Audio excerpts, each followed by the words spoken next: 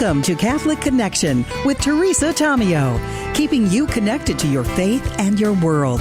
Teresa tackles the issues of faith and culture, the pro-life message, and media awareness. And now, here's Teresa Tomeo. And it's a Tuesday. It's August 19, 2025. Hope your day is going well so far as we moved quickly through the month of August. My goodness, getting toward the end of August already. But that's okay. Every day is a gift, and we have a great gift for you this morning, as in so many wonderful guests right off the bat after the news and the weather, of course. As we always do on Catholic Connection, we are going to talk about St. Peter, but in a different light. Our friend Steve Ray is joining us, of course, author, speaker, convert to the faith, our own Jerusalem Jones. He has a really cool article on the Catholic Answers magazine, and in their magazine on their website as well, about St. Peter, the astute businessman and civic leader. Oftentimes, St. Peter is portrayed as someone, who put his foot in his mouth quite often, and a lot of people don't think all that highly of him. But I'll tell you what, as Steve says, he's presenting another perspective on Simon Peter, looking at his family and social life, his business qualities, and the qualities Jesus saw, qualities that others often missed. He says, I want to introduce you to Peter, the entrepreneur, the astute manager, respected and charismatic leader, and the chosen of Jesus to be the first CEO of the Catholic Church. And being that Steve has studied this extensively, not just through Scripture, but through his many, many visits, hundreds of visits to the Holy Land, I think he's a perfect person to discuss this. So he'll join us right after the news again and the weather here on a Tuesday morning. Also, I'm looking forward to, and it's actually kind of a similar discussion. We're going to check in with our friend Stephen, Two Stevens. It's the hour of Two Stevens today. Stephen Henley, who's president of the wonderful Catholic executive group Legatus. And we're going to be talking about the takeaways for Catholic professionals from Pope Leo's first 100 days. And there was an article shortly after Pope Leo was elected, his first 16 days, that was on the Register that talked about how he was crushing it, how Pope Leo was crushing it in so many ways. We'll get Stephen's perspective as someone who leads a very prominent and a well-known professional organization, Legatus. We'll also tell you a little about Legatus and maybe let you know if you'd like to join or not, how you do that.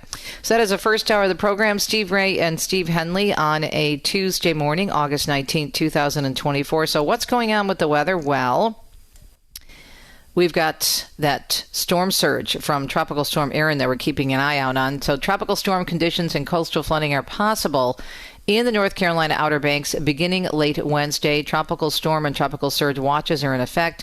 Major Hurricane Erin is expected to bring life-threatening surf and rip currents along the East Coast beaches this week. Hot to extremely hot temperatures across the southern plains, the Mississippi Valley today, and California. Now, it's interesting. She's not even coming to the coast and reaching land in the U.S., but because of how large she is, even though she's been downgraded a bit, and we'll have a story for you about that in the news, she's still causing major trouble if you're going to be on the coast of Carolina, maybe taking a late vacation and trying to swim. Be very, very careful, and we'll bring you up to date on that. We appreciate your listenership here on Catholic Connection on EWTN. And again, our guests this morning, Steve Ray and Steve Henley, here on the first hour of Catholic Connection on EWTN. Right now, it is almost 4 minutes past the hour. A lot of news to get through, including an update on the meeting with European allies with the President of the United States at the White House yesterday.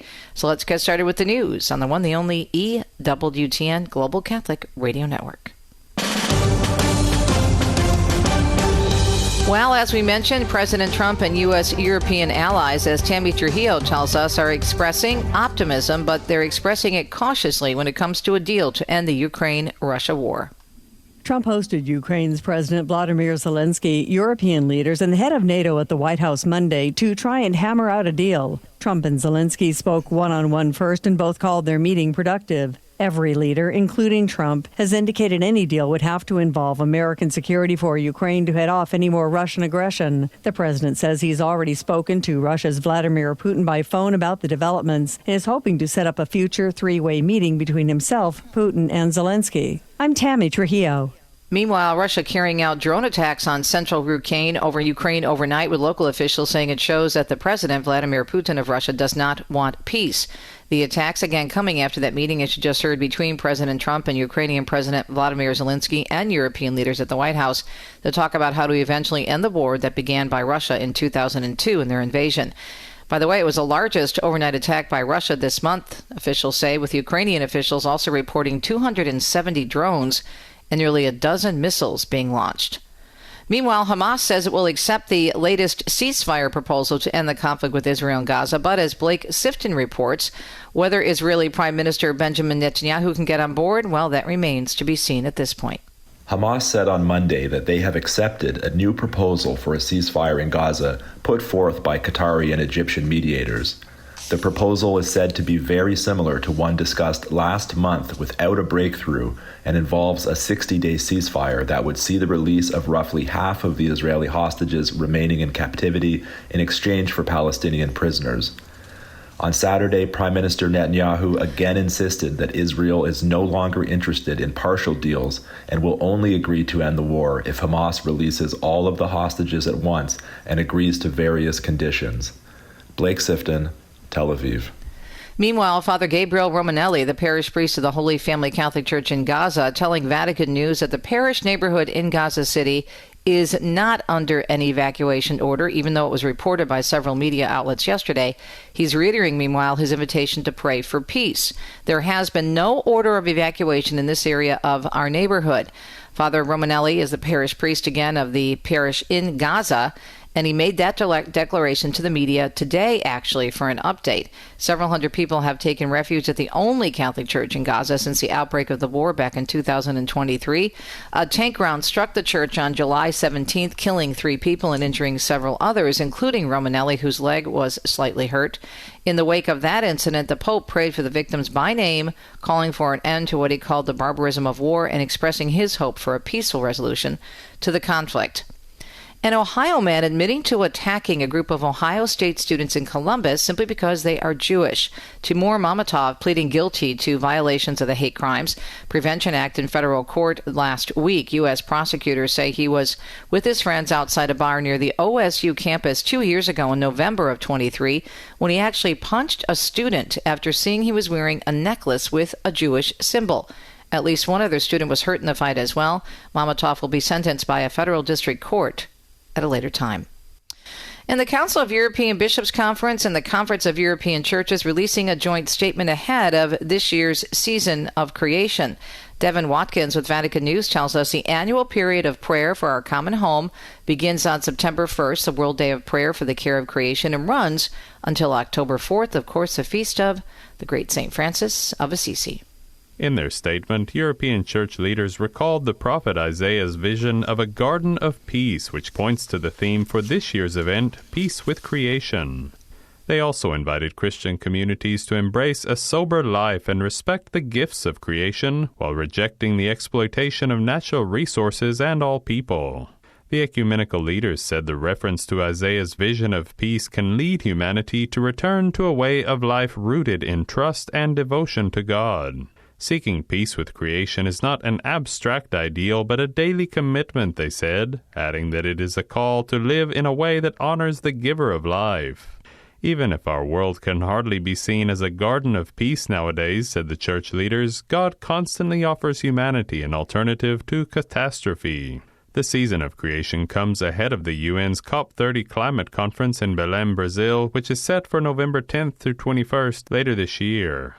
The joint statement expresses hope that world leaders will prioritize the needs of the poor and vulnerable while directing international relations toward the common good.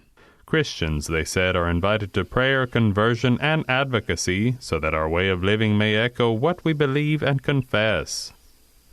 President Trump is moving to eliminate mail-in ballots ahead of the 2026 midterm elections.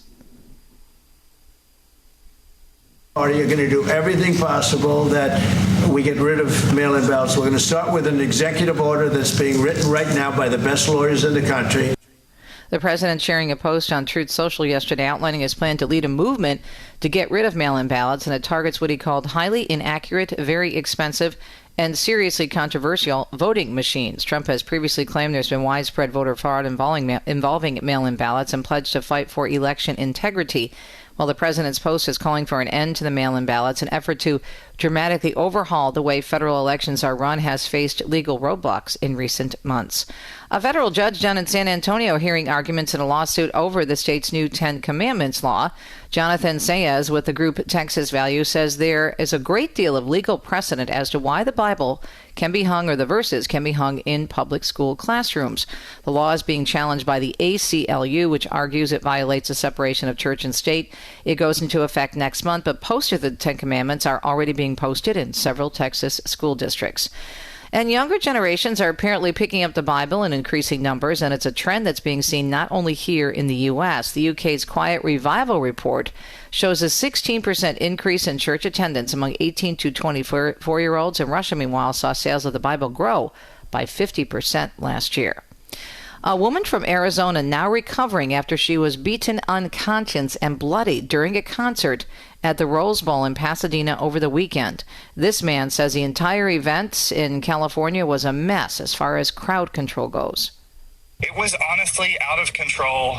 It was a circus. It was not safe, and I'm very angry. It happened on Saturday night during a sold-out Rufus Du Sol concert. The woman says she and a friend accidentally spilled a bit of a drink on a man and immediately apologized for it. The man claiming, though, that it was intentional, and when he returned about a half an hour later, he actually punched the woman in the face. The video shows a man launching himself into a group of people and throwing at least 5 punches, knocking out the woman. The man so far has not been arrested. And the first hurricane of the 2025 Atlantic season is churning to the east of the Bahamas as a Category 3 storm. As we mentioned in the weather, as of Monday night, the storm has maximum sustained winds of 125 miles per hour. Forecasters say Hurricane Erin is expected to bring high surf and possible tropical storm conditions to part of the Bahamas and the U.S. Atlantic coast. North Carolina's Outer Banks could see coastal flooding and tropical storm conditions late tomorrow. And along the Jersey shores, some communities have already banned swimming at their beaches because of the dangerous surf conditions that the storm is already creating. Daniel Martindale tells us there's an extreme heat wave expected to start baking Southern California this week. Forecasters say the heat will peak on Thursday and Friday with highs of 94 degrees in downtown Los Angeles and highs of 108 degrees in Woodland Hills. Highs will be 10 to 20 degrees above normal and could break records. Extreme heat and fire weather advisories for much of the region take effect tomorrow and will last through Saturday night. Portions of the mountains and foothills of LA and Ventura counties will be under a red flag warning during that time due to gusty winds and low relative humidity. I'm Daniel Martindale. State of West Virginia is suing the company it considers the main architect of the opioid crisis, a pharmacy benefits manager, Express Scripts. West Virginia Attorney General J.B. McCuskey says the lawsuit claims Express Scripts, now known as Evernorth Health, committed misconduct that was complex, far-reaching, and violated state and federal health laws in many ways. The suit claiming it also conspired with opioid manufacturers to deceptively market those drugs. And over 122,000 ladders sold at Home Depot are now being recalled due to their locking mechanism failing, putting users at risk of a fall. The recall includes 20 and 24-foot Multi-Max Pro models sold between November of 21 and February of last year. The manufacturer, Werner Company, says owners should stop using the ladders immediately and register online for a full refund. And the Federal Trade Commission is suing a ticket seller, it says, used fake accounts to buy Taylor Swift concert tickets to sell at a markup.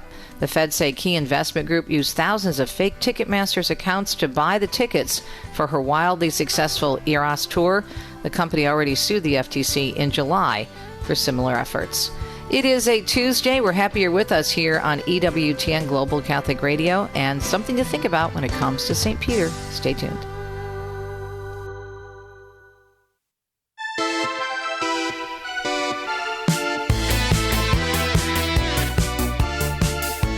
Welcome back, Catholic Connection. 16 minutes past the hour. Great to be with you. Always great to have my friend Steve Ray with us. He brings so much insight into Scripture and also other stories from the Bible, and really has us look maybe sometimes very differently at key players, as we might say in common language, in the Bible, especially those who began Christianity and were at the beginning of the church, including our very first Pope, St. Peter. So, Steve, you mentioned this story idea to me when we were having dinner at the Mackinac Conference, the Grand Hotel Getaway, and I thought that is so fascinating. I love the idea because sometimes we may see a particular portrayal of someone from the Bible, whether it's on a TV show or in an article, and we don't bother to stop and think and go back and visit the Scriptures ourselves and to pray about it to see what the Lord's really trying to say.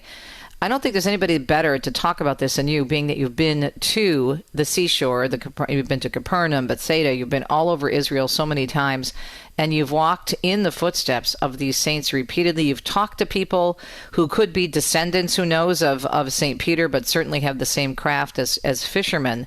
So how did you come to this very powerful conclusion about St. Peter? And I'm just reading the title of your article for Catholic Answers, CEO of the Catholic Church. Thanks for joining us.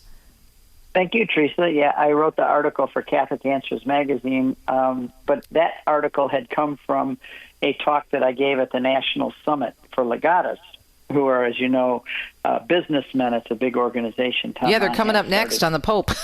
They're on the same show you are, yeah. Yep. Yeah.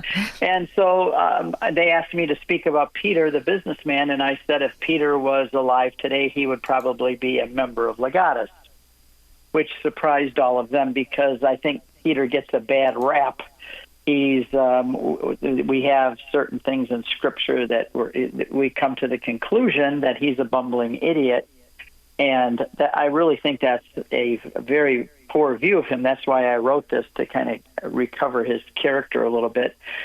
But yes, I've been to the Holy Land. We did a whole movie on Peter called Peter the Keeper of the Keys, where we followed him all through the Holy Land and all the way to Rome. And I went fishing one night, all night, with two Jewish fishermen, Udi and Mimi. And when I was out there, I just all of a sudden dawned on me, I'm out here with Peter and Andrew, James and John, fishing all night on the Sea of Galilee, catching the same fish they did, the fishermen speaking in Hebrew. And I was taken back, transported 2,000 years. So I started thinking about Peter, and a lot of this came from looking at the Scripture, but a lot of it also came from the Holy Land and from looking at Capernaum, where he lived and where his house was, and the different things that we learn about him from his daily life and what it was like to be a fisherman and a businessman.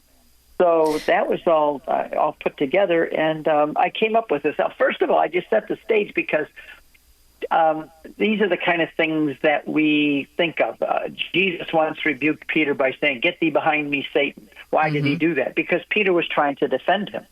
And he didn't understand the big picture yet. But as a man and a loyal friend of Jesus, he was ready to defend him and do what any good friend would do. But Jesus saw it in the bigger picture. He refused to let Jesus wash his feet. So people say, "Oh, that was dumb." No, it's not. I would have said the same thing. He was a man who respected Jesus. And I've been walking through donkey dung. My feet are filthy. Don't get down there and wash my feet. And there's a whole list of them. He fell asleep at the Mount of Transfiguration. He cut off a man's ear in the Garden of Gethsemane. He tried to walk on water, but he sank. He denied Jesus 3 times. So we take these things and say, "Oh, what a loser. What a loser Jesus picked. How did he ever pull it off to let that guy be his spokesman in the book of Acts and to be the head of the church?" So that's kind of where the idea got started. Well, but you make some great points here. He was the only one in terms of getting out on the water when he saw Jesus walking toward him. He's the only one who had the guts to go out and try to get out of the boat, or get out of the boat at least, even though he sank, right? Yeah, that's exactly the point. Jesus says, "Come on and walk out to me." And Peter's the only one that said, "Lord, bid me to come out to you." He trusted the Lord, and he got up and he did walk on the water. None of the other guys even had the guts or even the inclination to ask Jesus that, and yet Peter did walk on the water. I think that's why Jesus loved Peter. Every one of those situations that I mentioned is something good about Peter. There's a good characteristic. And getting out and walking on the water, he looked down and he said, "Wait a minute, I can't walk on the water." And he started to sink. He lost his faith. But guess what? Jesus took him by the hand, and Peter walked on the water all the way back to the boat, holding Jesus' hand, and we don't often think about that. But he was the one that had the courage to do it. He's the one that carried the sword. He was like the security guard for Jesus in Gethsemane. In fact, Jesus had said, "Bring swords with you. If you got 2 swords, that should be good enough," he said in the upper room. And Peter was the one who actually did it. He was the one that carried the sword, and he stepped out to defend Jesus. Why would Jesus say to bring a sword if he didn't want me to defend him? He cut off Malchus' ear. He fell asleep. Oh, at the Transfiguration, he said, "Let us build 3 booths." And people say, "What a stupid thing to say. We don't build 3 tents up there." Well, but we don't realize that was the Festival of Booths. That's what Pope Benedict said in his book on Jesus of Nazareth. It was the season for the Festival of Booths, and the Jews are required to build booths and live in them. So he is the only one that remembered what the law actually taught and said we should implement it here while we're here. So all of these things, Peter is much more brilliant than we give him credit for. But what I really did was looked at where his house was and where his business was and why he was in Capernaum, and he was born and raised in Bethsaida. That's where he learned how to fish. And in this article, I write a whole little story telling you what it was like when him and Andrew were boys watching their father come in Bethsaida, not in Capernaum, and how he learned fishing and then turned it into a business in Capernaum. We can talk about why he Sure, moved to but let me go Capernaum, back to the points that you make about Peter and some of the frustrating things about his personality. But what at the end of the day, as you said, if you look at those, you read between the lines, it's about someone who had passion and a great love for Jesus, even though he didn't make the best decisions in terms of emotions, right? Yeah. And he would oversell himself to a degree. I'll never let anybody touch you. I'll die for you, Jesus. And that is a good impulse. I think Jesus loved that in him. He knew that Peter was overselling himself. He couldn't deliver on what he was selling, but I think he loved the impulse.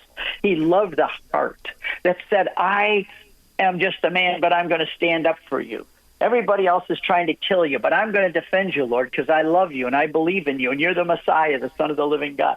This is the heart of Peter. So when he actually did deny Peter, we see his weaknesses. Yes, everybody's got their weaknesses, but the whole idea of wanting to defend Jesus and all the things that happened with Peter, the things that we look at and say, oh, he was an idiot. You know, it was really, if you look on the other side of the coin, it was a quality Peter had that Jesus saw in him.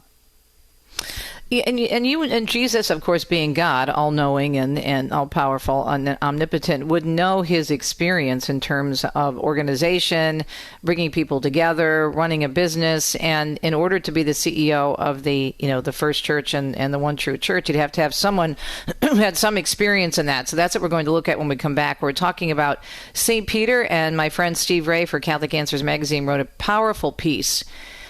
St. Peter, CEO of the Catholic Church. The first pope, the subtitle says, is often portrayed as a bumbling, impulsive lightweight. But Jesus saw much more than that. And Steve, it's such a good article. Is it still on the Catholic Answers website? Where can people find it? Yeah, if you go to Catholic.com and just type in CEO in the find box right on the top. Go to Catholic.com. Type in CEO and the article pops up. And it's on my website, too. If you type in CEO in my search engine, CatholicConvert.com, it'll pop up, too.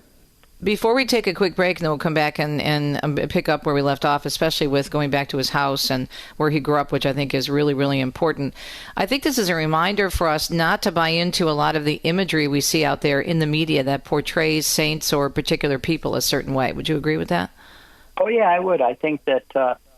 I think of movies and TV shows about biblical scenes. It's hard for me to watch because I always want to argue with them because I have been there. I've thought about these things, and I just can't.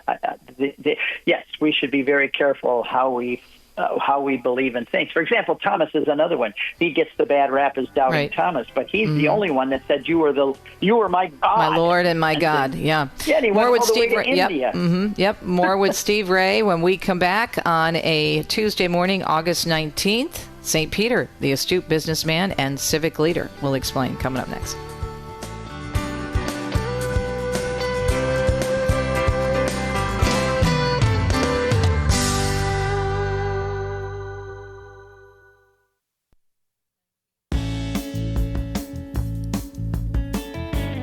August 19th, 2025. Thanks for tuning in to EWTN's Global Catholic Radio and this program, Catholic Connection, as you heard, produced by EWTN out of Irondale, Alabama, where we just marked 44 years on the air. Praise God. Next weekend, not this Saturday, but next Saturday is a big family celebration. You can find out all about it at EWTN.com. One of our family members, Steve Ray, joining us this morning, apologist, speaker, author, and convert to the faith. FootprintsofGod.com for his wonderful pilgrimages, and CatholicConvert.com for a ton of great info on the one holy Catholic and Apostolic Church. We are talking about St. Peter, CEO of the Catholic Church. Beautiful article by our friend Steve Ray on Catholic.com, the website for Catholic Answers. As we said in the first segment, sometimes the first pope is often portrayed as a bumbling, impulsive lightweight. But Jesus saw so much more than that. Okay, let's move on to his background, St. Peter's background, because there's a lot to say for, as they say in real estate, location, location, location. Why did he move his family to Capernaum, Steve? Okay, I'm going to do this real fast because I know time is short. He was raised in Bethsaida, which is at the northern tip of the Sea of Galilee. That's where it means house of the fishermen, Bethsaida, house of the fishermen.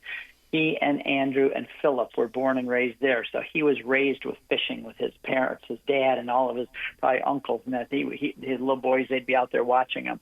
And he learned the trade, and eventually he has his own business. But when he started his own business, he realized that you have to take your fish. Magdala, which is down at the southern side, farther south on the Sea of Galilee, was where they processed the fish. They smoked it, salted it, dried it, and prepared it. Because you can't leave a fish sitting out for very long. It's going to rot. You know what a fish smells like after a day. So they had to prepare the fish. So they'd had to get them from Bethsaida to Magdala, and doing so they had to cross a line, a property line between two provinces.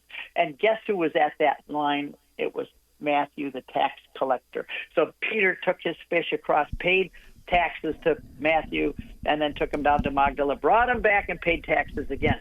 By the way, the fish in Magdala was so famous that it was even mentioned in writings in Rome. They knew of the fish of Magdala. They ate it there.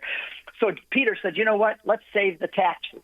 I'm going to avoid taxation. Let's just move to Capernaum, which is on the other side of the line, and then when we take our fish to Magdala, we don't have to pay the tax. So he knows how to avoid taxation. He's also he has a business. He has partners. It says that during even the heavy season, the high season, that they hired temporary labor. He's partners with Zebedee, James, and John. He and Andrew own fishing boats. The others own fishing boats. They're a good-sized company. It's not cheap to own a fishing boat. That's a big thing. And he owned boats. And remember when he comes back after the resurrection in John 21, when Jesus is kind of out and about and they don't know where he is, what Peter says is, I'm going to go fishing again. Well, he obviously still had his boats. Somebody else was running his business for him while he was with Jesus. Otherwise, where would he get the boat? That's a speculation on my part, but I think it's a good one. And so he had employees. He had helpers. He had partners. He made a good living doing this fishing. And they knew what they were doing because they'd learned it from their parents.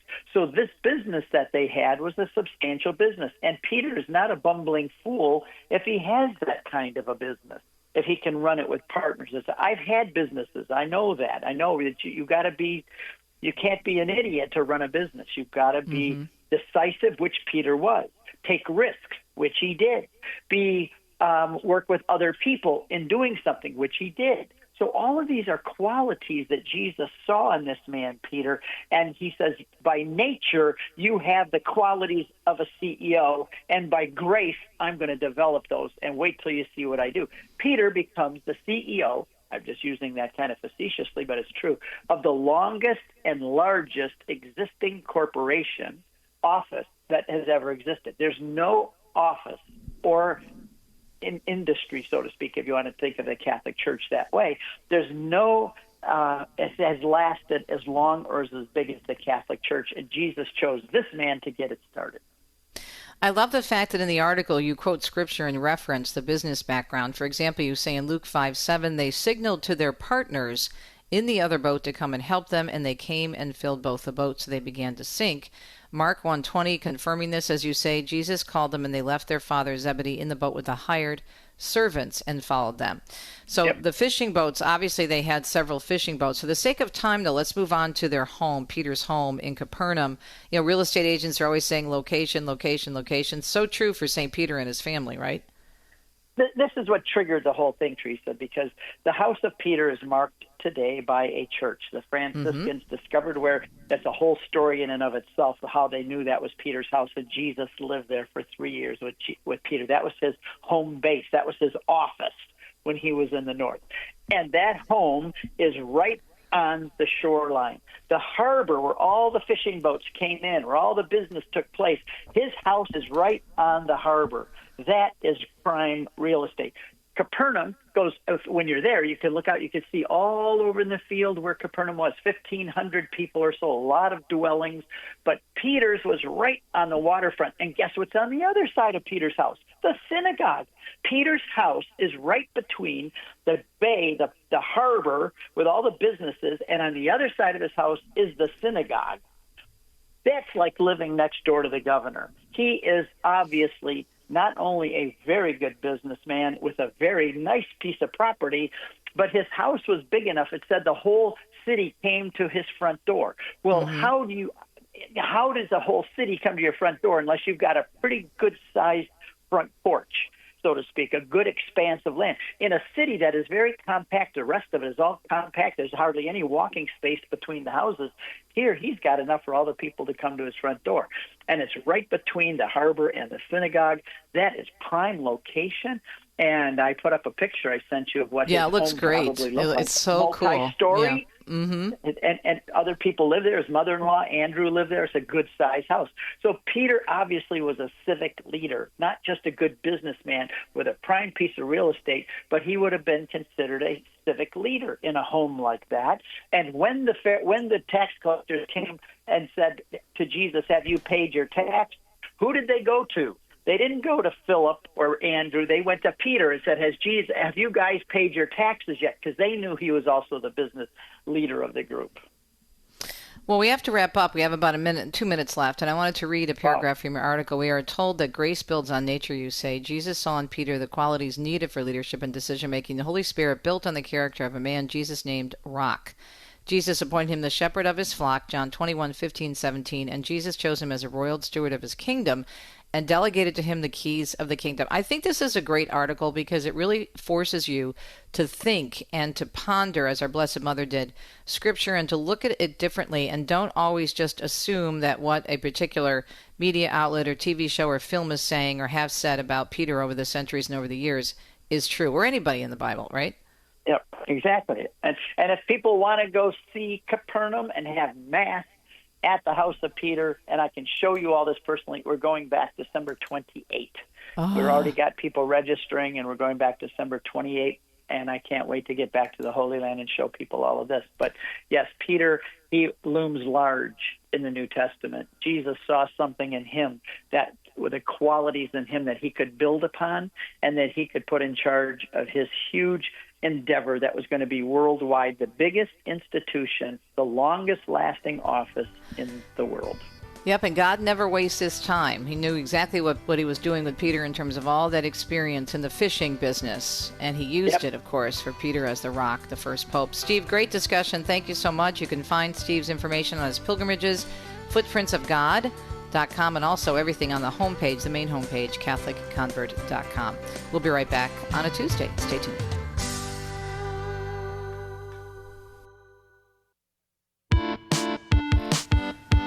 Continuing along the same lines in terms of understanding what Catholic executives can bring to the table, of course, we talked about St. Peter being a Catholic executive, and Stephen Ray even gave a similar talk to a Legatus chapter, and the Legatus people were very convinced that definitely St. Peter, if Legatus were around, over 2,000 years ago, he would have been a member, maybe even Stephen Henley from Legatus, a chapter president. What do you think? Good morning. I think the founder he probably would have been the founder, but good morning to you. St. Peter is our patron of Legatus for that particular reason. And it's great going on pilgrimage with Steve Ray and being able to see the prominence of St. Peter, where his house was, the synagogue, and everything he shares in that article just expounds upon that topic. So. Well, we're talking about the current Peter, the Vicar of Christ, Pope Leo, right, the successor of Peter, talking about him and his first, I can't believe he's been 100 days already, and what Catholic professionals can take away from that, especially Catholic professionals in Legatus. But let's give people a little background about Legatus. I know all about it. Deacon Dom and I were members for many years, but our travel prohibited us from staying involved in this fine organization. It's a great group, and it really was Tom Monahan's idea to really be, legate means ambassador in the workplace. Let's talk about how big Legatus is now and how people might get involved if they're interested.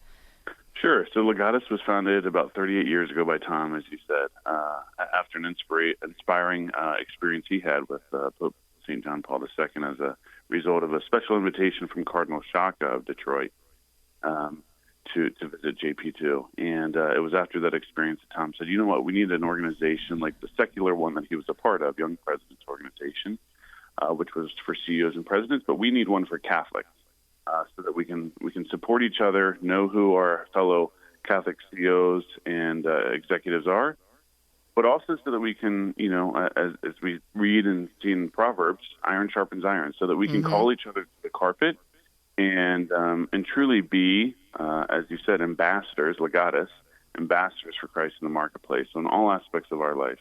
And so we have about 90 chapters, about 5,500 members across North America, with the sole purpose of bringing them together on a monthly basis to support each other, to learn more about their faith, and to ground them in the faith as well and in the sacraments. We start every meeting with every chapter with rosary, confession, and mass, talk, reception, dinner, and a speaker, which you and Steve, Ray, and many other speakers have graced us with your presence. Well, if we're talking about Catholic professionals, it's interesting to look at Pope Leo. I can't believe it's been 100 days already. But what are your takeaways, Stephen, as the head of Legatus, a fine organization representing business people? What do you think so far? Is he crushing it, as one article in the National Catholic Register said early on in his papacy? What do you think? I'm not a White Sox fan, but I might be after seeing his first 100 days. He's really gone into this as you would hope any CEO would go into a new job. He's going in and listening, and he's actually taken some of the lessons that Pope Francis tried to encourage the priests of smelling like your sheep. And I think he's really taking a step to listen to the people, to be with the people. And I think, we haven't seen any real appointments per se of any of the dicastery heads, or to kind of see where he's leaning towards. And we haven't had enough, bishop appointments either to be able to see much in terms of that. But he's, I think, reminding us of what the Pope is meant to be, and that is an alter Christus, the head of the church here in the U.S., here in the world. And then also to not be playing into the political talking points anywhere in the world. And so as a result of that, everybody is talking about him because of his, good shepherd kind of spirit that he's leading with. So, as far as I've seen and talking to other Legatus members, we're pleasantly pleased because he's taking the pulse, and he's being with the people and just trying to take it all in and learn as much as he can in his first couple months as Pope. Talking with Stephen Henley, president of the fine organization Legatus. He served as the international president since 2016. One thing that impressed me and Deacon Dom, we were there in Rome for Habemus Papam, and I know you recently came back from a pilgrimage to Rome as well, shortly around that same time with Legatus. But the minute he came out on the loggia, the first thing he said, "Peace be with you." And if you look at it from a professional perspective, if you look at it from a business or a boss perspective, you want someone that exudes peace. Not confusion, not excitement, not taking sides. I'm not saying that this is what Pope Francis did. I'm just saying as a leader, he just exuded this, okay, let's all take a breath, remember who we are, and let's all be peaceful. I give you my peace. And you want that, I think, in a leader. You want calm. You want a professional demeanor. And the fact that you mentioned, and I think this is huge as someone who is an interviewer, listening, sitting down and listening to people. Yeah, I would describe it as humble confidence. He walked up there. He was confident. He embraced the will of God. Not that he was looking for this, looking for the white hat, but he embraced it. But he humbly went in there, and shared the peace with everybody. And then also, like I said, he's been listening, and it's a profound example for all of us. Whether it's starting a new role, starting a business, or just being around the dinner table and putting on our listening ears. That's one of the things that we often lack is the art of listening, and I think that he's really exuding that. And being in Rome, we were there with the Legatus pilgrimage. I would say during the lull, so after Pope Francis passed away, but before the conclave started, and there was just a calmness, a quietness about Rome that I've not seen. It was after what would have been the canonizations. So a lot of people had left, and it was before the conclave had started. And so it was just really neat to be able to see these cardinals and walking around and being able to see them meet with each other and discuss and have these meetings before the conclave to pray about who was going to be the next pontiff. You and Legatus, you're very much obviously in touch with Rome and in touch with the cardinals and leaders of the church, as you just mentioned. And what are you hearing from your own leaders, chapter presidents? What are they saying? What has been the impression of Legatus members around the country and the world regarding the new pope? What are they saying, Stephen? I think it's a reinvigorated confidence in the church and in the depoliticization of the church. You know, and not that I'm not going to say that Pope Francis did that, but there were a lot of question marks, you know, at the end of statements and things. And I think giving us this confidence, and then also a kind of a sigh of relief almost in that, you know, perhaps an American pope, you know, obviously this is a unique time, but perhaps an American pope will understand us. And it's like, well, maybe he will understand, because I think in the past it felt like as Americans we felt like we were doing something wrong, you know, in a capitalist market, and it felt like the fingers were being pointed at us. And and I think now that we have this, we can kind of hopefully relax, and the Pope will understand a little bit about us. And having spent time in South America, and just his perspective is just you can't plan the experience that this Pope has had, and so we're grateful for that. And so I would say that it's a rejuvenated vigor for our Holy Catholic Church, and we're just excited and kind of waiting on the edge of our seats to see what's next here. If you take it from the analogy, which is really, I think, what we're doing this morning of running an international business, not business, so let's say organization. The church is not a business. It's this for evangelization. It is the body of Christ, the fullness of truth. But just looking at that example or that analogy, if you look at his experience in terms of the church is universal, and he has such a universal and diverse background as a leader, because he, spent so much time in Peru. He's spent time in America. He was the head of the Augustinian order, all these different places he went, and how he meets with the people. He reminds me, again, if we're doing this from an analogy perspective, let's say the head of an international organization that's going around the world to see how the different groups are doing, which is what professionals, Catholic professionals, any professional should do if they're the head of a large organization, right? Absolutely. I mean, he's done every job, and he's seen every perspective. He's, and I'm not going to canonize him and say he's perfect, but I mean, what a wealth of experience and knowledge. And I think all of us, when he came out on that loggia and we saw that he, was the American Pope, we were waiting for him to speak in English. And I think a lot of us were disappointed he did not. But I think that, he was sending a message that, obviously he is an American by birth, but he is for everybody. And I think, as we've seen now, it's just been amazing to hear some of his homilies and commentary in English. Not having to have a translator to understand what he's saying has been just really, really positive and reassuring. And we are growing here in the United States and in North America in our Catholic faith and the Church. And we've got so many great apostolates that are coming up because of this new evangelization that St. Pope John Paul II really started, which Legatus was a result of that, but so many more organizations that have started. And I think the U.S. has a big responsibility here in the next, millennium to spread that faith back to Europe, to bring the faith back to all parts of the world. And the Pope is the Pope that we need at these times. Now, I know you do pilgrimages to Rome on a regular basis, and I'm sure the next one you'll probably, I would think, have an audience with Pope Leo. Hopefully, do you think is that in the works right now, Stephen? We do. We have a contingent of members that will be in Rome for the canonization, and God willing, we will have audience with the Holy Father. If not here in the fall, in the spring, when we go back during likely America Week. Yeah, we call that America Week. That's such a fun week. It's so exciting because everybody's there for the NAC and for Focus, and it's just a huge, Legatus. Everybody's there. It's just fun.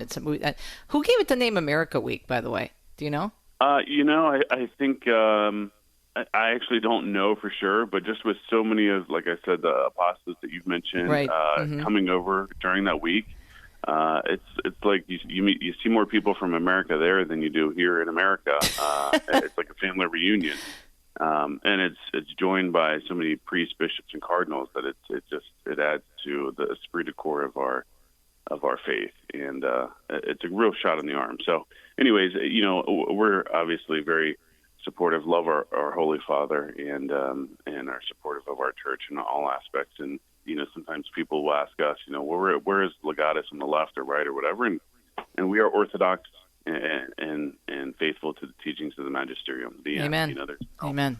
Other sidebars there. So. Drives me crazy when people say, are you a conservative or liberal Catholic? My response is, I'm Catholic, okay? There are some teachings that may people will put in a box and put in one category or the other, but if you're Catholic, there's always balance. So that's what's so important, and you do such a beautiful job of holding and teaching the church and the faith. So, Stephen, thanks so much. So if people want more information on the ways they can find out if they qualify for Legatus, how do they do that? Yeah, legatus.org, or find us on social media. But legatus.org is our easiest way, or 1-866-LEGATUS. But, we are continuing to grow throughout North America, and would love to welcome more members. So just reach out to us if you are interested. You know what we should do? We should, next year, maybe petition the NAC, the North American College, for their dinner or one of the events. Maybe you should ask them for a deep dish Chicago pizza on the menu, or Chicago hot dogs. What do you think? I think we can talk Mark Randall into that. I mean, we've got some great people at the NAC. You could talk to Mark, but I know Tom could probably have some influence with that too. Well, that's true too. But he won't eat that. I know Tom. He won't eat the pizza or the hot dogs. That angle. Well, between Pizza Hut founders are Catholic and Legatus members in Wichita, and Tom with Domino's, I think we can make this happen. All right, my dear. Well, great to catch up with you. Thank you so much for all you do with Legatus and, of course, educating people in the faith. Stephen Henley, president of Legatus, talking about Pope Leo's first 100 days. Some takeaways for Catholic professionals. We'll be right back on a Tuesday. Stay tuned.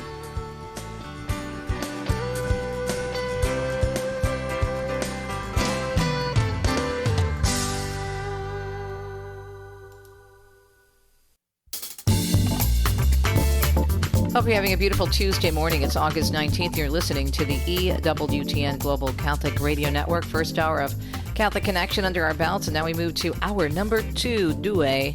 And we are going to be on EWTN's Radio Extra, as we are every morning at this time of day. And we hope you can join us. We are going to have a really great discussion, as we always do, with Kelly Salomon with our Tuesday Newman Guide News. She's from the Cardinal Newman Society. So 2 big stories we're looking at. I don't know if you heard about this, but Kelly brought this to our attention. In Pennsylvania, northeastern Pennsylvania, a university there has hired a pro-abortion, and I'm doing the air quotes, Catholic politician to serve at that school in a very prestigious way. And this is extremely troubling. We see this happening repeatedly. And I'm thankful that the Cardinal Newman Society is making people aware of it. And hopefully there'll be some challenges with this university. And also to pray for this particular politician, that he goes back to his roots, because his father was very pro-life and took a lot of heat for it. So we'll talk about that with Kelly, but also tips for kids going off to college. Kelly has some great ideas. And in our 2 cent segment, we're going to visit a really fun but interesting article, an important article on Church Pop today about mistakes we may make at Mass. So some clarification. So I think it'll be a great hour. Again, I do hope that you can join us on EWTN's Radio Extra, which is coming up in about 4 minutes. And don't forget to watch the weather closely, especially if you're on the East Coast, if you're in the Carolinas or on the Jersey Shore. Some bad weather moving in because of Aaron on the West Coast. Super hot. So make sure you take care of yourself and your loved ones. But stay tuned. Hour number 2 of Catholic Connection coming up again on EWTN's Radio Extra.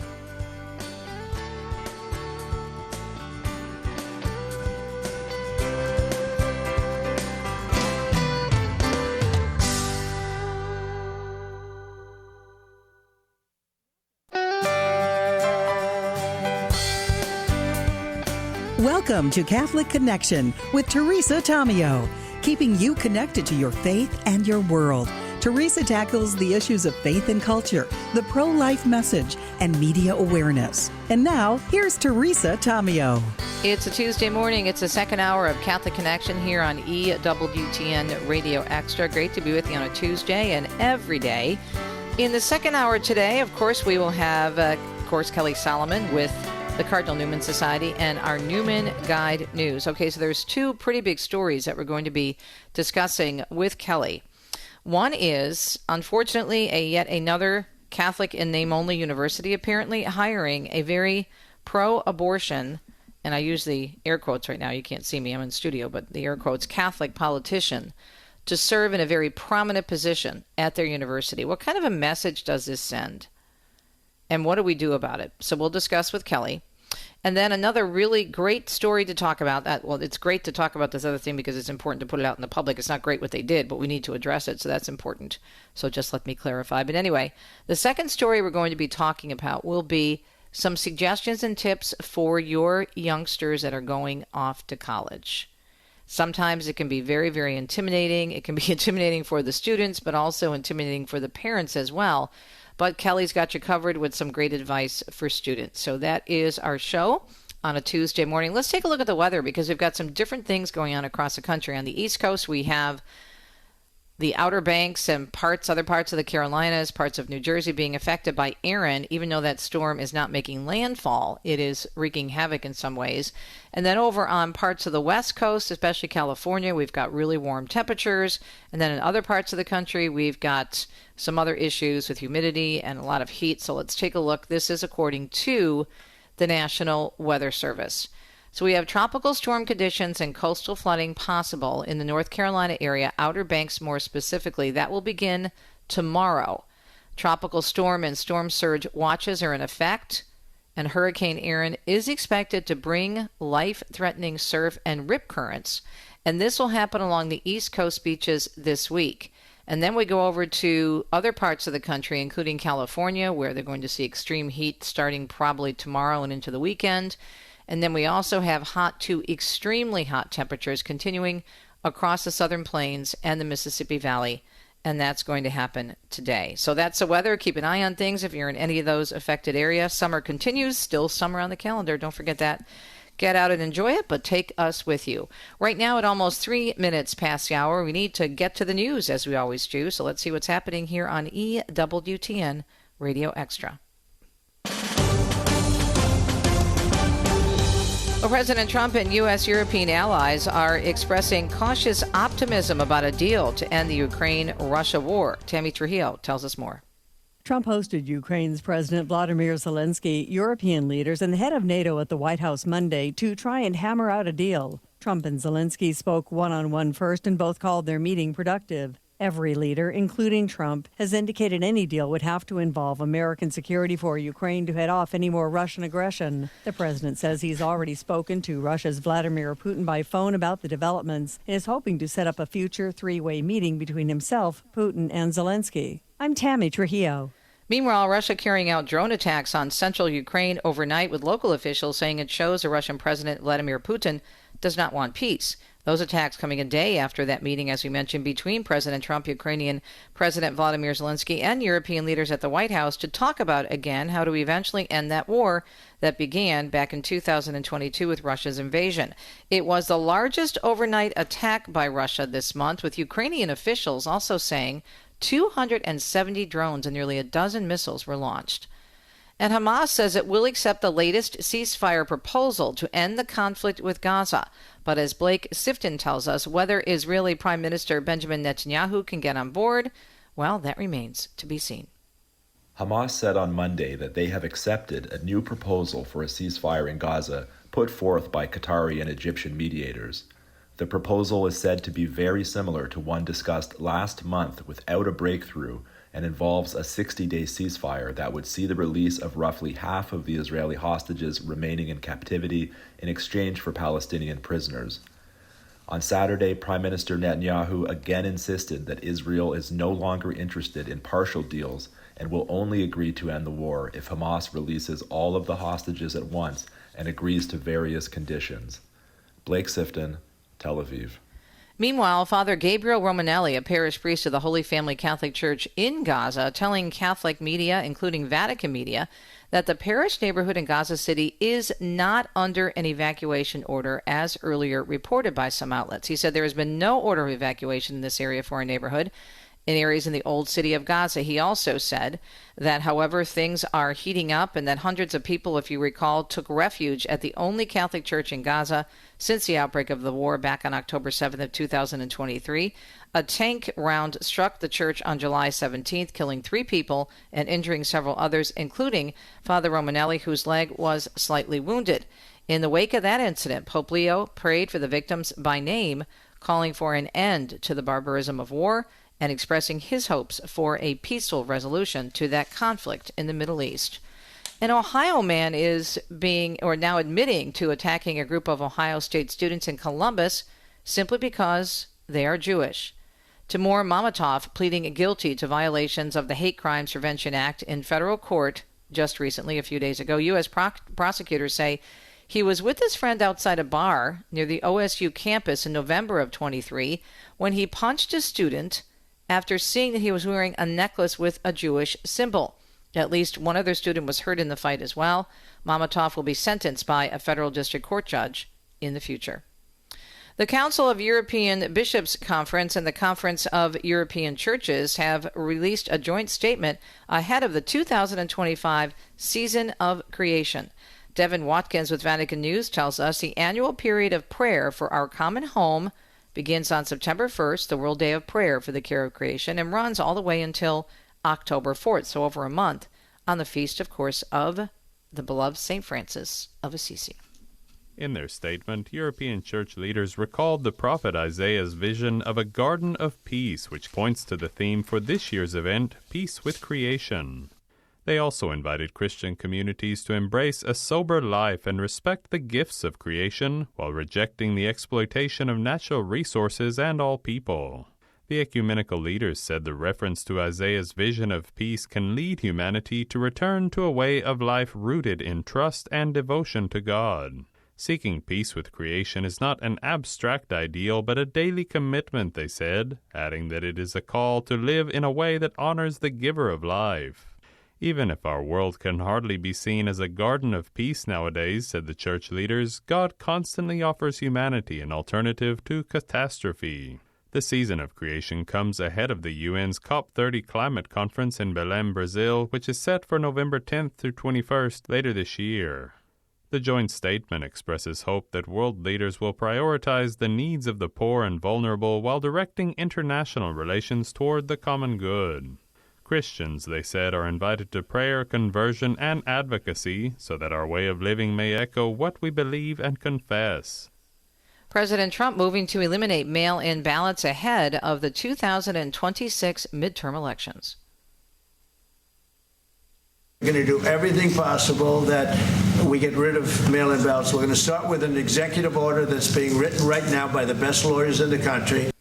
The president sharing a post on Truth Social outlining his plan to lead a movement to get rid of mail-in ballots, and it targets what he called highly inaccurate, very expensive, and seriously controversial voting machines. Trump has previously claimed that there's been widespread voter fraud involving mail-in ballots and pledged to fight for election integrity, while the president's post is calling for an end to the mail-in ballots. An effort to dramatically overhaul the way federal elections are run has faced, though, legal roadblocks in recent months. A federal judge in San Antonio hearing arguments in a lawsuit over the states of Texas's new Ten Commandments law. Jonathan Sainez with the group Texas Values says there's plenty of legal precedent as to why the Bible verses can be hung in various school classrooms. The law is being challenged by the ACLU, arguing that it violates the separation of church and state. It does go into effect next month, but posters of the Ten Commandments are already being posted in several Texas school districts. And younger generations are apparently picking up the Bible in increasing numbers, and it's a trend that's continuing not only here but around the world. The UK's Quiet Revival report shows a 16% increase in church attendance among 18 to 24-year-olds. In Russia, meanwhile, seeing sales of the Bible growing by 50% alone, and that happened last year. A woman from Arizona is recovering after she was beaten unconscious and bloody during a concert at the Rose Bowl in Pasadena over the weekend. This man says the entire event was a mess as far as crowd control goes. It was honestly out of control. It was a circus. It was not safe, and I'm very angry. It happened on Saturday night during a sold-out Rufus du Sol concert. The woman says she and a friend accidentally spilled a little bit of a drink on a man and had immediately apologized for it. The man claimed it was intentional, and when he returned about a half an hour later, punched her in the face. A video shows a man launching himself into a group of people and throwing at least 5 punches, knocking the woman out. He has yet to be arrested. And the first hurricane of the 2025 Atlantic season is churning to the east of the Bahamas, now as a Category 3 storm. As of Monday night, the storm had maximum sustained winds of 125 miles an hour. Forecasters say Hurricane Erin is expected to bring, as we mentioned in the weather forecast, high surf and possible tropical storm conditions to part of the Bahamas and the U.S. Atlantic coast. North Carolina's Outer Banks could see coastal flooding and tropical storm conditions, and that'll happen later tomorrow. And meanwhile, along the Jersey Shore, some communities there have already banned swimming at their beaches because of the dangerous surf conditions the storm is creating. On the West Coast, we also mentioned this in the weather forecast. Daniel Martindale tells us an extreme heat wave is expected to start baking Southern California. That's supposed to start tomorrow. Daniel Martindale fills us in. Forecasters say the heat will peak on Thursday and Friday with highs of 94 degrees in downtown Los Angeles and highs of 108 degrees in Woodland Hills. Highs will be 10 to 20 degrees above normal and could break records. Extreme heat and fire weather advisories for much of the region take effect tomorrow and will last through Saturday night. Portions of the mountains and foothills of LA and Ventura counties will be under a red flag warning during that time due to gusty winds and low relative humidity. I'm Daniel Martindale. The state of West Virginia is suing the company it considers the main architect of the opioid crisis, pharmacy benefits manager Express Scripts. West Virginia Attorney General Jamie McCuskey says the lawsuit claims Express Scripts, now known as Evernorth Health, committed misconduct that was complex, far-reaching, violating state and federal health laws in many ways. The suit claims, among other things, Evernorth conspired with opioid manufacturers to deceptively market the drugs. And Michael Kastner tells us an agreement has now been reached between Air Canada and the union representing over 10,000 striking flight attendants. The Air Canada component of the Canadian Union of Public Employees took to Facebook early Tuesday morning with a highly anticipated 4-word update. The strike has ended. A labor relations board had already declared the walkout by flight attendants illegal, but they defied a government order to return to work over the weekend and continued pressing for better pay and scheduling. Air Canada will now gradually begin resuming operations after industry analysts said tens of thousands of people saw their flights canceled worldwide. I'm Michael Kastner. And it is a Tuesday morning. We appreciate your listenership here at Catholic Connection, the second hour. This program is produced by EWTN, and this hour we are on EWTN's Radio Extra. Just a reminder to be careful out there because we've got some very troublesome weather all over the place. You just heard about the heat in California. We also have heat down south, and we have that storm surge along the East Coast thanks to the first official hurricane of the Atlantic hurricane season, Hurricane Erin, stirring things up, but not in a good way on the East Coast with lots of storm surges, so be careful out there. We'll be right back on a Tuesday, our 2 cents, talking about ways to do our best in Mass, some mistakes we make of which we might not even be aware. We'll be right back.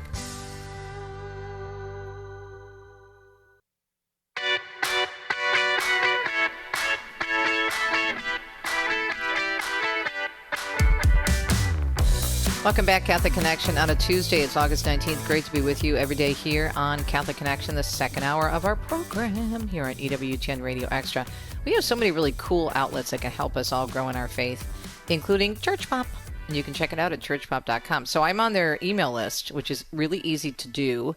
It's free. You just sign up and you get their daily bulletins, and they give you a summary of their news articles. I think this was really helpful. Here are 6 common mistakes during Mass and how to correct them as opportunities for spiritual growth. Now, look, we are all growing in our faith, and if we are still here, the Lord is not through with us yet. And it could be maybe by no fault of our own, or maybe we just take it too much for granted and we get a little careless, we're not paying attention. Some of us make mistakes during Mass. And so the question they pose in this article, again, you can find it on churchpop.com, has any of this ever happened to you? Through ignorance or simple carelessness, some Catholics make mistakes during Mass. The heralds of the gospel offer practical guidance on how to avoid these errors, enabling us to experience a Eucharist with greater reverence and love. The article goes on to say on their social media platform, the religious association shared tips for improving our Mass participation, reminding us that even small corrections help safeguard what is sacred. And I love this statement that the organization makes. The liturgy is not a human invention. It is a living heritage of the Church, which as mother and teacher shows us the most worthy way to worship God. And they emphasize this in their helpful information. And before we get into the 6 common mistakes, I do want to make a point. I can remember when I was on my way back into the Catholic Church and I was getting some criticism from former Catholics who fell away, maybe had a bad experience in the faith, and became very, very zealot anti-Catholic fundamentalists. And they did not have, a good impression of the Church, and I believe, based on my conversations with them, that they were probably not taught or were taught incorrectly. And they did not understand, and maybe weren't even, and again, maybe by no fault of their own, exposed to the beauty and the truth of the Mass. One of the biggest criticisms we get, and maybe you've run into this as well, is how the Church supposedly is not scriptural. And when you think about the Mass, nothing could be further from the truth. As a matter of fact, everything in the Mass, the opening prayer, everything that we do during the consecration, everything is scriptural. The only thing that's not scriptural, the prayers of the faithful, right? The intercessions, the homily, which is based on Scripture, and then any announcements that are made. Everything else is directly from Scripture. And you don't believe me, just think about it, right? You have the first reading, you have the responsorial psalm, you have the second reading, if it's the weekend Mass. You have the gospel, then you have the homily, and then you have, of course, the offertory, and then the celebration of the Eucharist, the consecration. Everything is scriptural. There's a lot of misunderstandings about the Mass, and I often ask people, you guys don't have the Bible. What do you mean? We gave you the Bible. Anyway, I think another mistake that we make as Catholics is not being aware not only of how sacred the liturgy is, as it says in this article, but how our Mass is scriptural, and that it dates back to the beginning of Christianity. All right, 6 common mistakes. Number 1, after the offertory, some parishioners are unsure when to stand. Once a priest has prepared the offerings and washed his hands, he addresses the congregation saying, "Pray, brothers." At that moment, everyone should rise to respond, "May the Lord accept the sacrifice at your hands." Number 2, at the end of the Eucharistic prayer, some faithful recite the final doxology along with the priest. However, only the celebrant proclaims through him, with him, and in him. Not even concelebrating priests join in aloud. At this point, the rest of the congregation remains silent. Number 3, adding amen to the Lord's Prayer. At Mass, the Lord's Prayer does not end with amen because it continues immediately with the priest's prayer. "Deliver us, Lord, from every evil." Only afterward do the faithful respond, "For the kingdom, the power, and the glory are yours, now and forever." I think these are, we're only on number 3, but I think these tips are really, really helpful to recognize some of the mistakes we make during Mass and how to correct them, and using them as opportunities for spiritual growth. Saying the prayer for peace, number 4. The words, "Lord Jesus Christ, who said to your apostles, 'Peace I leave you, my peace I give you,' belong to the priest alone. However beautiful this prayer may be, it is not said by the congregation." All right, so this next one is a biggie. Next 2, I should say. Leaving during Mass. Mass is a sacred celebration. If you were present at Calvary, would you step away for a glass of water? Unless there is a serious health need, remain and offer that sacrifice to God. Now, this is a very important point. How many times do we see people oftentimes getting up, and I used to do this before I was faithful and came back to the church, and I'd go to Mass. Okay, I went, boo, check the box. So we're all guilty of it, I think, at some point or another. But you see people leaving sometimes right after they receive Jesus in the Eucharist, not even stopping to pray after they receive him, body, blood, soul, and divinity. And this point, if you were present, this question they ask, If you were present at Calvary, would you step away for a glass of water? And again, unless there is a serious health need, remain and offer that sacrifice to God. I remember one time, this is a true story, I was at Mass, and I can't remember where I was. Was it at my parish or was I out at a speaking engagement? And someone's phone went off on their way up to communion, and they answered it and began talking. And I could tell from the conversation, because the person wasn't exactly speaking softly, that it wasn't an emergency. So this comes with that whole idea of respect. Now, they could have forgotten to turn off the phone. Okay, fine, we all make mistakes.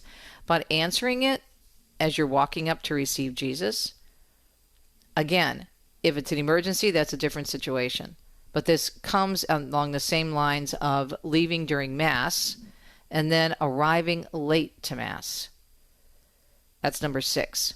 We strive to be punctual for important appointments, a meeting, dinner, visit, or party. How much more effort should we make to be on time for an encounter with the King of Kings and Lord of Lords?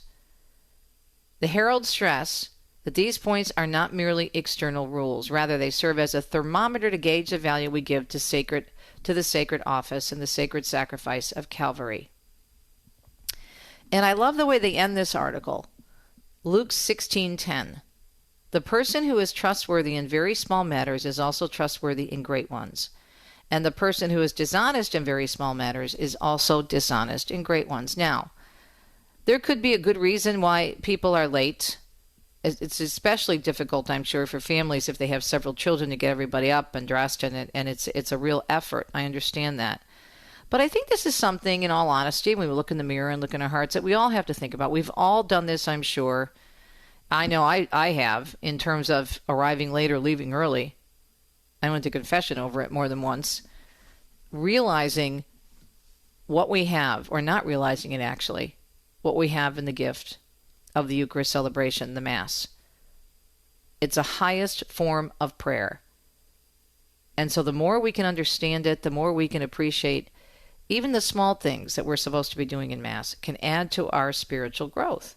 And I think it helps us reflect on, again, our respect for the sacraments, our appreciation for the sacraments. Speaking of people leaving during Mass, so my pastor, who's very tall, he's 6'7", really, really tall guy. And he was so tired of people leaving right after receiving Jesus and not stopping to pray that he would go and stand outside the doors. And there's one section in our area that's a little bit busier than the other because it's closer to the parking lot. And so he would do this for a while. He was doing this for a while until people finally got the message. And he'd go on one side of the church and then go on the other. And he would just stand there and talk to people as they were leaving Mass. Obviously, he wasn't the celebrant. And he'd say, "Hey, it's Monsignor Mike. What's going on? What do you got going on? You have an emergency? Is everything okay?" And just nicely question them as to why they're leaving Mass early. And not to scold them or to insult them, but to get them to think about whom they just received and how beautiful it is to have this blessing of the highest form of Mass, highest form of prayer, the sacred Mass and the Eucharist, the source and summit of our faith. So check out this cool article on churchpop.com, 6 common mistakes Catholics make at Mass and how to avoid them. We'll be right back.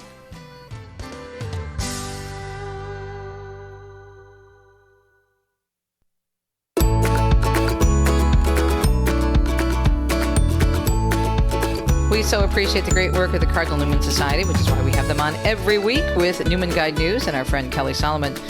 So, Kelly, this one is hitting pretty close to home for me, the first story we're going to discuss. And this has to do with my husband's hometown, Scranton, Pennsylvania, and actually his high school, Scranton Prep, where Casey, the person that we're going to discuss, also graduated from. And unfortunately, Bob Casey Jr. does not have the same pro-life zeal that his father did, or made a big turn on that, unfortunately, and not in the right direction.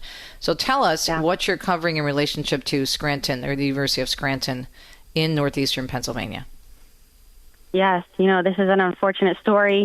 We're just kicking off the school year, and, already we're hearing news about what decisions schools and colleges have made over the summertime. And the University of Scranton is a Jesuit-run university in Pennsylvania that unfortunately has hired former Senator Bob Casey Jr. as its distinguished fellow in public service. Part of his role will include mentoring students. And as you mentioned, Teresa, unfortunately, he's had this evolution on the abortion issue over the years, and like you said, not in a positive direction. Mm-hmm. It's such a shame because his father was such a strong pro-lifer, correct? That's correct. You know, I've done some research on Bob Casey and his father this week as this came to light of wondering why a Catholic university would be hiring someone who ran his last campaign on a pro-abortion platform. His father was a pro-life Democrat in the 1980s and 90s. An alum of the University of Scranton actually took to another publication to write an article about why he was so sad that his alma mater was hiring someone to mentor students who ran on a pro-abortion platform. And he brought up his father, and he said that Bob Casey's father wrote a book entitled Fighting for Life, in which he championed the life of unborn children. I mean, this is really, I think, is setting an example and not a good one. What is this going to do in terms of influencing students at that college? Because he might not be representing this various issue, but it makes a statement that it doesn't matter. You can be Catholic and you could vote against church teaching very publicly and work very publicly against it. Exactly. That we know that someone's witness is so important in the lives of students. And, you know, this decision was really championed by the university. The university president in the press release said, Father Joseph Marina, the university president, said, "I'm truly delighted to welcome Senator Casey to our university. His Jesuit education has served him well for decades, and I have no doubt he will continue to bring his Jesuit values to bear in this exciting new role. I'm very grateful to the senator and the leagues for making this initiative possible." Right? And so what message is that sending, that a Jesuit education is compatible with a pro-abortion platform, also a platform that included pushing for IVF and contraception? I went to Senator Casey's website for his campaign in 2024, and there's a whole press release announcing Reproductive Freedom for All, the pro-abortion organization, endorsing Bob Casey for his reelection.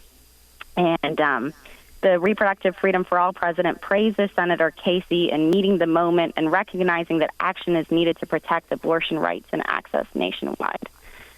So sad. And there's a quote from Senator Casey himself saying, "Women's rights are at stake in this election, including access to reproductive health care, IVF, and contraception." He even went on to say, "The difference between me and my opponent is clear. When Roe v. Wade was overturned, my opponent said it made him very, very happy. I voted for a Women's Health Protection Act to restore the protections of Roe. I'm grateful for the support of Reproductive Freedom for All in this critical election. Together, we'll keep fighting to protect these critical rights for people across Pennsylvania and across the country." With all of this so public, right? So very public on his website, right, and statements he's made in the past, debates he's done, you still have the president of the University of Scranton saying these things. In addition, the article that you sent me from The Spectator, which I read, which was very, very well written, the president also said that Casey is perfect for the role of forming men and women to be, here's the clincher though, read between the lines with this one, Kelly, agents of social change. So the priest is obviously in agreement with Casey. Obviously, he put them in this position, thinking that the social change has to come about. So we have to, get rid of some of these tried and true teachings, or the preeminent issue that the bishops call, which is life. So this is extremely troubling. I'm so glad you brought this to our attention. Do you know if they've gotten any other feedback at the University of Scranton about this appointment? I was so grateful to see several publications posting articles about this and featuring other alum of the university who are upset about this decision. I hope that more alumni and Catholic parents generally will let the university know that they're happy with this, that our Catholic institutions should be holding up as role models those who do not publicly defy Catholic moral teaching, right? As you said, Teresa, these are very public statements going against Catholic moral teaching. It's the same thing we talk about when Catholic colleges bring in commencement speakers who publicly oppose the faith, right? Why choose these as the witnesses and the role models for your students? Senator Casey said, that he wants he said in his quote that I believe it's critically important that young people are inspired and even taught that if you serve in public office, you have to do it ethically, right? And how does this square with the campaign that he's platformed on, and what message does this send to students? Again, I think the alum in that article that you mentioned, Teresa, at The Spectator, raises some great questions about why does a Catholic university hire him to mentor students? What message does this sound? This is an expensive Catholic education. What are students receiving from their investment in this kind of education? What can we do? Obviously, some of the Catholic media have picked this up in conservative media. What can people, especially in the Diocese of Scranton, or people who are in that area, northeastern Pennsylvania, or maybe they have gone to the University of Scranton, which does have a good reputation in terms of being a solid educational place. I mean, outside of the whole Catholic problem. But what can we do to speak up about this, do you think, Kelly? Yes, I think, send the University of Scranton your information, send your local bishop and your priest, make them aware of this and let them know. And then also let Catholic families aware of that this type of thing is happening, unfortunately, at Catholic colleges all the time. And that's why you and I, Teresa, have this Newman Guide News segment, because there is an option that you don't have to choose any institution to attend, that you can invest in a faithful Catholic education where these colleges go out of their way to bring in role models and witnesses of the faith who are very public about their pro-life stance, right? And show students how they can strive to live in line with church teaching throughout their lives. Yeah, I think it's important to note, too, that I remember the controversy with Notre Dame many years ago when Obama came to speak, if you remember that, at the commencement address, which was a huge story. And we took 2 buses from the Archdiocese of Detroit down there to just stand peacefully in peaceful protest and pray. But we have to remember that a lot of these schools are run by orders, as is the University of Scranton. It's a Jesuit school. And the Archdiocese or the diocese may not be able to remove a particular person, but certainly we can speak out to the school and let people know that this is just unacceptable. Speaking of college, happy and successful students, we have a checklist for growing your faith. We're going to talk about that back to school topic next. Stay tuned.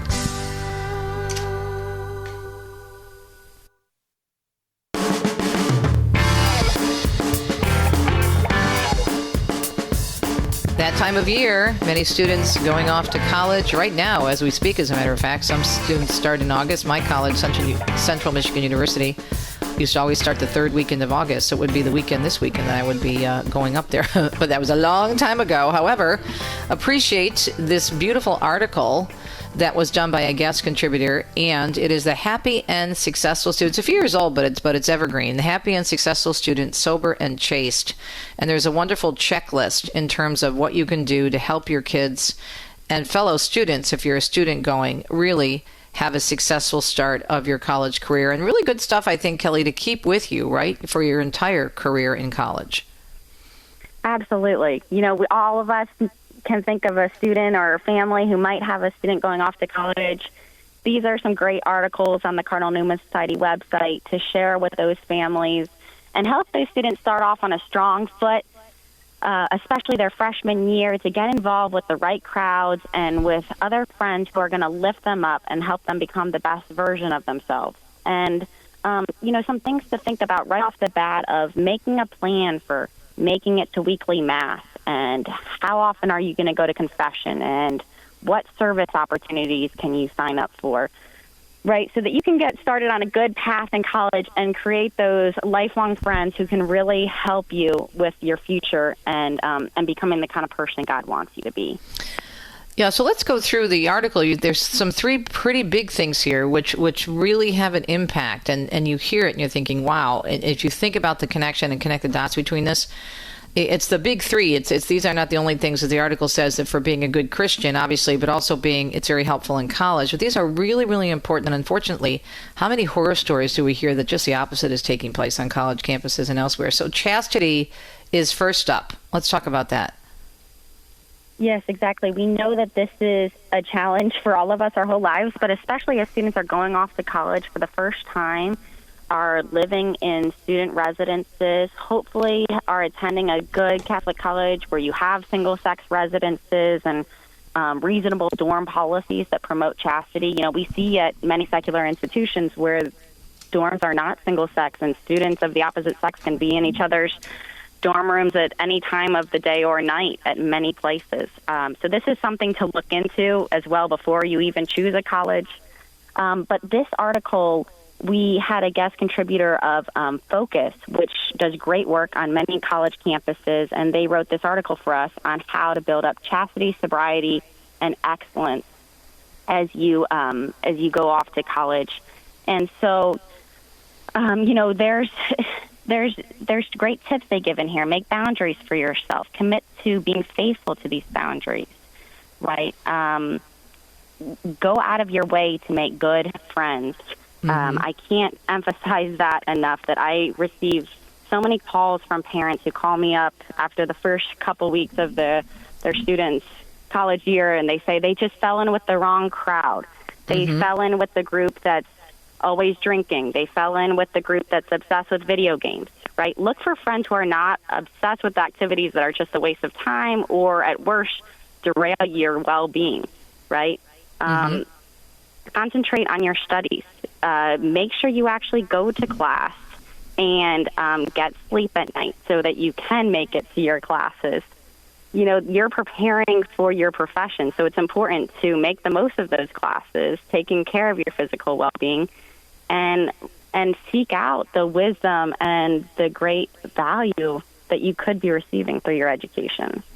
Well, this whole idea of chastity, I think it's important, and I think one book I would recommend, I don't know if you're familiar with Dr. Miriam Grossman, but she was a doctor on a college campus, and she would see all these different, she's a psychiatrist and an MD, obviously, but she would see all these young women coming to her, and she would do counseling, and she said the one thing they had in common, she found out after she started asking them questions, is they were very promiscuous.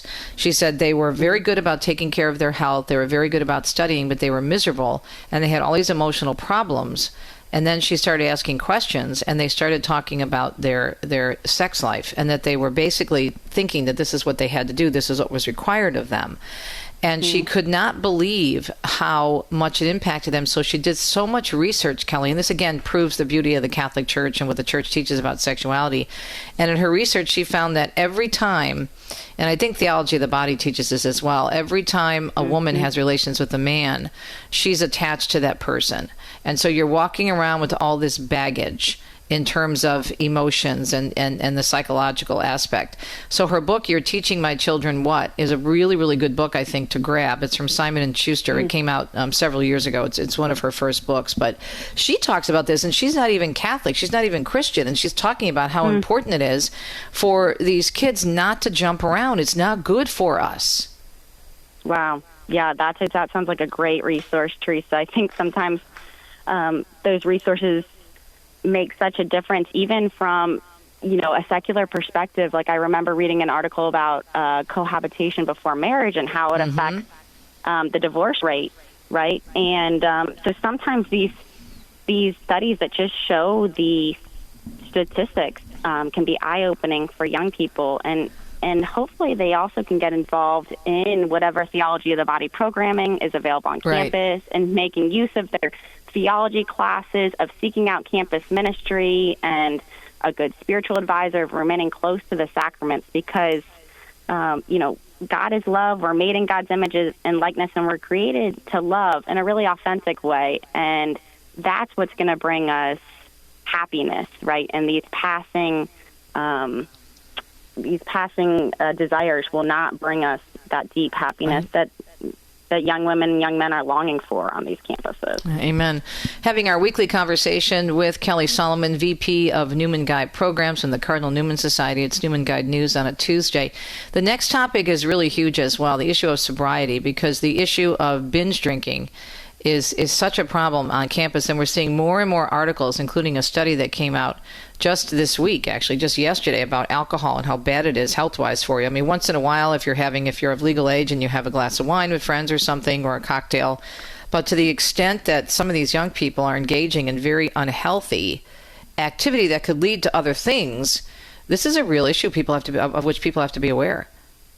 It is, and it's a big topic on college campuses. As you mentioned, the binge drinking rate is very significant on most college campuses today, and so it's important to remember that drunkenness is a sin. It's using our bodies, souls, and sobriety is enjoying the gift of alcohol in the way that God intended. The article goes on to share about temperance is the virtue that controls our appetites for things like food, drink, and sex. Another word for temperance is self-control. It's not about not doing things. It's about placing your desires in the right order. Again, college can be a great opportunity. It's a turning point. It's a time of decision. It can help propel you forward and help be a time that you grow in virtue, grow in wisdom, or it can be a time that you develop habits that unfortunately can stay with you for many years and impact your profession, your vocation, your children, right? So it's really a critical training ground for getting those habits and virtues that can be such a blessing to your family and your workplace and your community if you put in that effort during these college years. Well, the statistics in this particular article, and by the way, I think you can still find it on the Cardinal Newman Society. We'll see if we can reference it for people, Kelly, before we wrap up. But this really struck me. Did you know that you could fill 3,500 Olympic-sized swimming pools with the amount of beer, wine, and liquor consumed by American college students each year? Did you also know that 80% to 90% of campus violence is linked to alcohol abuse, and 90% of all rapes on college campuses involve alcohol? Wow. Mm-hmm. Yeah, that doesn't raise your concern. Statistics, and you know that this is not all fun and games. That parents and students need to take seriously the formation of the young person and put themselves around good friends and in good environments, and be ready to make good decisions when it comes to alcohol on campus. And something you said earlier is super important. You mentioned going to class, and that might strike people as odd. Well, wait a minute. Why wouldn't they go to class? Well, first of all, if you're going away to school, I used to see this all the time. You're not under your parents' direction, and the college, you're paying for the courses, but the college is not going to be your babysitter and check up on you. They may tell you when you get to class you're basically going to flunk because you haven't completed this course, but right. A lot of students, because they get so involved in these other things that we mentioned, they're, God forbid, sleeping around, having all these very promiscuous relationships, or they're over drinking, they're involved in binge drinking. They're choosing not to go to class for whatever reason. Nobody's telling them to go to class. So this whole idea of structure, and this is where the prayer comes in, and you praying obviously for your children, but the prayer and engaging with your kids to say make sure that they have these healthy environments as opposed to these other types of environments, right? Amen. Yes, it does. It does feel funny to say, don't forget you need to go to class, but it happens all the time. That is what so many freshman students fall into for the first time. And, I slept through my alarm again. It'll be fine. I'll make up for it next time. I had a roommate who said she didn't want to go outside because the wind was blowing and it was too cold, literally. Oh. Yeah. Oh, no. Yeah. Yeah. Another roommate of mine skipped class so she could go be with her boyfriend who was at a college about a half an hour away, and she would go there, and she would leave on like a Wednesday, wouldn't come back till like a Tuesday, and we're like, okay, well, it's your decision. I don't even know if she ever got her degree, but and this was back. Come on, I'm 66 years old. We'll be 66 in 2 weeks. I'm in my mid 60s, and this was happening back then. You think it's not happening now? Right. Exactly. Yes, it is happening, and being a good student, making good friends, and then of course growing closer to God, right? Yep. And there's so many opportunities for that at a Newman Guide College, but setting up a little plan, talking through it with your friends, good wholesome friends, or your parents, or a spiritual advisor, setting up a plan for even your prayer life and what spiritual opportunities and campus ministry opportunities you're going to be involved with can help with these other areas, right? Can help you to strive for excellence as a student, can help you strive for excellence in chastity and sobriety. So this article, Kelly, could it be available? Where would people find it? Because I think it's very, very helpful. Where would they find it on your website? If they go to the search bar at cardinalnewmansociety.org, they can search for the happy and successful student, sober and chaste. I also recommend Tips for Keeping Your Faith Alive in College by Christopher Kazor on our website. Mm-hmm. He goes into the topics of being a good student and making good friends and growing closer to God. Shares some great experiences. He shares right at the beginning about one of his friends who was shocked that about his friend losing his faith during college right off the bat. Right, even for someone who spent 8 years in Catholic grade school, both of him and his friend attended Catholic high school for 4 years, and then immediately went off to college and lost his faith. So this is the perspective we're coming from, knowing that so many students do lose their faith and lose their way in college. These articles provide some great tips in keeping on the straight and narrow path, and hopefully having a really wonderful, happy, joyful, virtue-filled college experience. Because it can be that. I mean, I really wish we had the Newman Society when I was back in school, back in the dark ages. I probably would have fared a lot better. I did okay, but, a lot of us fall into that temptation thing, and I did. I fell away from my faith in college, but thanks be to God, God found me again. Kelly, always great to talk with you. Really appreciate the effort and how you bring so many important topics to us. Kelly Salomon, VP of Newman Guide Programs at the Cardinal Newman Society, newmansociety.org. She joins us every Tuesday for Newman Guide News here on Catholic Connection. We'll be right back on a Tuesday.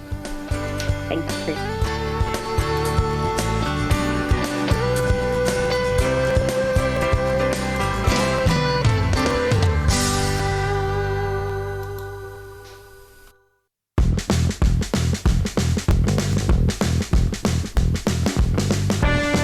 Appreciate your listenership. Thanks for listening to our number 2 Due Catholic Connection, production of EWTN Radio. EWTN.com for all the great resources. CardinalNewmanSociety.org, another great resource.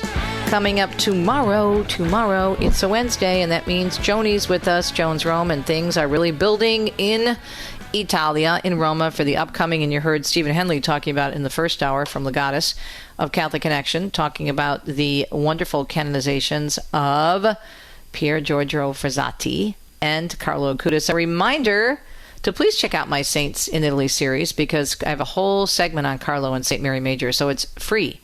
And close to 7,000 people have already signed up for it. It's connected to my book, Italy's Shrines and Wonders. You can go to EWTN.com/Saints in Italy. It's a great study for OCIA. My parish is using it in their OCIA programs. Also, just for personal study, there's reflection questions. There is a notebook you can download, and it's all for free. So check it out from our wonderful mission advancement team. That's EWTN.com/Saints in Italy. We're going to be talking about the saints tomorrow with an in-studio guest. We're also going to be talking about, in addition to having Joni on, we are going to be talking about the power of prayer with Father Scalia. I just think the world of him. He is amazing. He's an author, he's a speaker, and he's a holy, holy Catholic priest. So it should be a great show. I do hope you can tune in for the entire 2 hours tomorrow and every day here on EWTN. Have a great Tuesday. Talk to you on a Wednesday. Ciao, ciao.